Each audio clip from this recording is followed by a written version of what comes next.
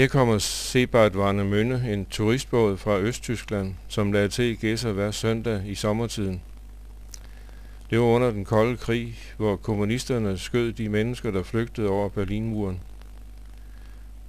For at få styret til at se frit ud, lagde udflugtsbåden til i en vestlig havn, men passagererne måtte ikke gå i land.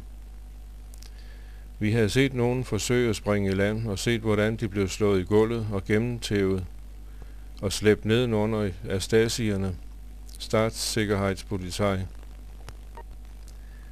En gang sprang en bedstemor i havnen med 2 børnebørn og svømmede over til den anden side af havnen, hvor de blev hævet op i sikkerhed.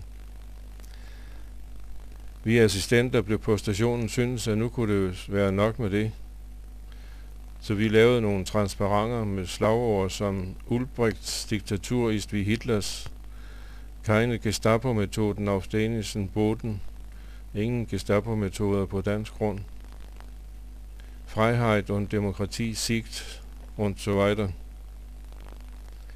Så sejlede vi rundt om skibet og viste dem frem. Jeg fik jobbet at smalfilme demonstrationen og passe stationen samtidig. Vi havde givet fjernsynet et vink om, at det skulle finde sted, og om aftenen var det i TV-avisen.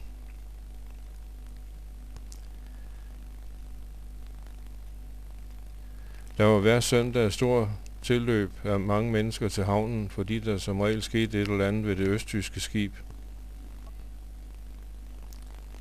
14 dage efter blev vi kaldt ud på politistationen i Nykøbing Falster, hvor vi fik en slags skideballe og blev gjort opmærksom på, at det var strafbart at fornærme en fremmed magt.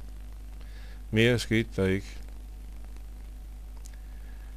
Til sidst ses et lokaltog starte med fuld damp fra Gedser.